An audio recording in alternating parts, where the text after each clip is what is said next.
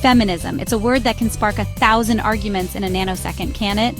And look, before you click away to watch a video about, I don't know, a golden retriever learning to play the ukulele, hear me out, because this isn't your grandma's feminism we're talking about. This is about what happens when a movement for equality, well, let's just say it goes a bit off the rails. We're talking about the dark side of modern feminism, the part that has more in common with a dumpster fire than a peaceful protest. And trust me, things are about to get messy. Feminism started as a fight for equality, but today, it's accused of spreading division and resentment. Has the movement lost its way? Let's dig into the uncomfortable truth. So, feminism. A word that has sparked countless debates, inspired movements, and even caused some heated arguments at family dinners. Where did it all begin? To understand the present, we need to take a trip back in time. Well, imagine a world where women couldn't vote, own property, or even get a credit card without their husband's permission. Sounds insane, right? But that was the reality for many women not too long ago. Well, that wasn't ancient history, folks. It was a time when women had to fight tooth and nail for the rights we often take for granted today. That was just a few generations ago. Our grandmothers and great-grandmothers were the trailblazers who paved the way for the freedoms we enjoy now. Feminism, at its core, was about burning those bras, metaphorically of course, because setting things on fire is dangerous and bad for the environment, and fighting for basic human rights. It was about challenging the status quo and demanding equality. And you know what? It worked. Women got the vote, stormed the workplace, and finally started to shatter that pesky glass ceiling. The progress was undeniable. Women got the vote, stormed the workplace, and finally started to shatter that pesky glass ceiling. They began to occupy spaces that were once considered off-limits. But somewhere along the way, things took a bit of a turn. The unity that once defined the movement started to show cracks. Feminism started as a fight for equality. It was about ensuring that women had the same opportunities and rights as men. But today, it's accused of spreading division and resentment. Some argue that the movement has become more about creating divides than bridging gaps. Has the movement lost its way? Has the original message of equality been overshadowed by infighting and controversy?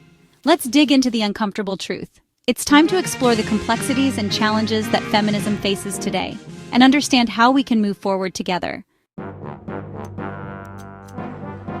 Okay, let's get something straight, shall we? Feminism at its core is about one thing: equality. Equal rights, equal opportunities, equal pay for equal work, the basics. It's about leveling the playing field, not tilting it in the other direction. It's about men and women working together, not engaging in some never-ending grudge match. But somewhere along the way, a particularly vocal and, dare I say, shouty subset of the movement decided that equality wasn't enough. They wanted more. And that, my friends, is where things start to go sideways faster than a shopping cart with a wonky wheel. Now, I'm not here to discount the very real struggles women have faced and continue to face in a world that often feels designed to keep them down. But when did fighting for equality morph into, well, demonizing an entire gender? When did we go from demanding a seat at the table to flipping the whole damn table over? Because let's be honest, there's a certain brand of modern feminism that seems less interested in equality and more interested in revenge. It's the kind of feminism that sees men not as partners, but as obstacles. It's the kind of feminism that thrives on anger, resentment, and a healthy dose of men are trash rhetoric. And frankly, it's exhausting. Chapter 4: Toxic Feminism. When keeping it real goes really, really wrong. So, what exactly is toxic feminism? It's a term that has been thrown around a lot lately. But what does it really mean? At its core, toxic feminism is a distortion of the feminist movement. It takes the noble goals of gender equality and twists them into something unrecognizable.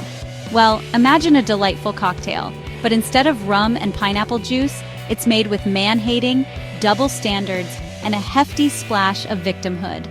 This concoction is served up with a garnish of perpetual outrage, making it a bitter drink indeed. It's the kind of feminism that says it's empowering women while simultaneously telling them how to dress, how to behave, and who they're allowed to date. It creates a paradox where women are supposedly liberated but are actually confined by a new set of rules and expectations. It's the kind of feminism that's quick to cry patriarchy at the slightest inconvenience while conveniently ignoring the very real issues faced by men and boys. This selective outrage undermines the credibility of the movement and alienates potential allies. It's the kind of feminism that thrives on outrage culture, where any misstep, no matter how small, is met with a tsunami of online vitriol. This culture of perpetual anger and blame creates an environment where meaningful dialogue is stifled and progress is halted. And it's creating a world where men are walking on eggshells, terrified of saying or doing the wrong thing, while women are left feeling like they have to conform to some impossible standard of feminist perfection. This toxic environment benefits no one and hinders the true goals of feminism, which are equality, respect, and mutual understanding. Chapter 5. The Fallout. Because what happens on Twitter doesn't stay on Twitter. Now, you might be thinking, John, this all sounds a bit extreme. And you'd be right, it is. But the problem is, this toxic brand of feminism is seeping out of the internet and into the real world with the subtlety of a runaway sewage truck. We're seeing it in the rise of movements like MGTOW, men going their own way, where men, feeling alienated and demonized, are simply checking out of the relationship game altogether. This isn't just a fringe movement anymore, it's gaining traction and affecting real lives. We're seeing it in the dating world, where men and women are approaching each other with a level of suspicion and distrust that would make a Cold War diplomat blush. The dating landscape has become a minefield, where every step is fraught with potential misunderstandings and accusations. And we're seeing it in the mental health crisis affecting both men and women, as the pressure to conform to these rigid and often unrealistic gender roles takes its toll. People are struggling to find their place in a world that seems increasingly hostile to their very existence. The impact is not just emotional, but also psychological. Men and women are finding it harder to connect on a meaningful level, leading to increased feelings of loneliness and isolation. The societal pressure to fit into predefined roles is causing a significant amount of stress and anxiety. This isn't just about relationships, it's about the very fabric of our society. When people can't trust each other, when they can't communicate openly and honestly, the entire social structure begins to crumble. The ripple effects are far-reaching, affecting everything from workplace dynamics to family relationships. So, what can we do about it? The first step is awareness. Understanding that these issues are not just confined to the digital world, but have real-world consequences is crucial.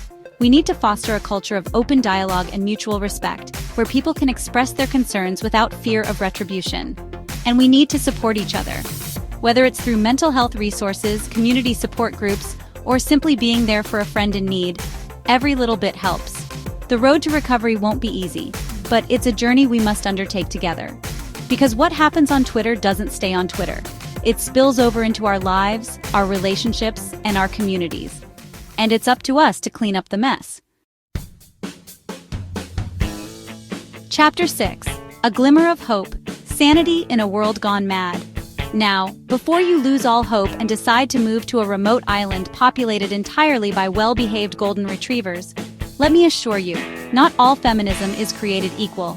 There are countless men and women out there who are fighting for true equality, who understand that dismantling the patriarchy doesn't mean burning it to the ground and salting the earth.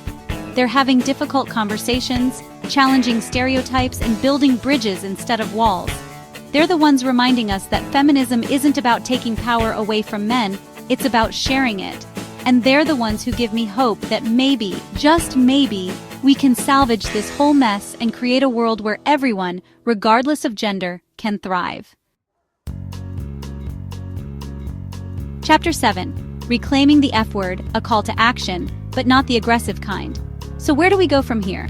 Well, the first step is acknowledging that there's a problem. We need to call out toxic feminism for what it is: harmful, divisive, and ultimately counterproductive. We need to stop rewarding outrage and start promoting respectful dialogue. We need to remember that generalizations about entire genders are never helpful and often hurtful. And most importantly, we need to get back to the heart of what feminism is really about: equality. Not just for women, but for everyone. Because at the end of the day, we're all in this together, whether we like it or not. And frankly, I think we can do better, don't you? Outrow the final word, for now. Look, this whole feminism thing is complicated. It's messy, it's nuanced, and frankly, it's giving me a headache. But here's the thing. We can't just throw the baby out with the bathwater, or in this case, the bra with the burning patriarchy. We need to find a way to have these conversations, to call out the bullshit, and to remember that at the end of the day, we're all just humans trying to navigate this crazy thing called life. And maybe, just maybe, if we can learn to listen to each other, to respect each other, and to stop taking everything so goddamn seriously, we might actually be able to make some progress. Or at the very least, we can agree that golden retrievers playing the ukulele is objectively adorable.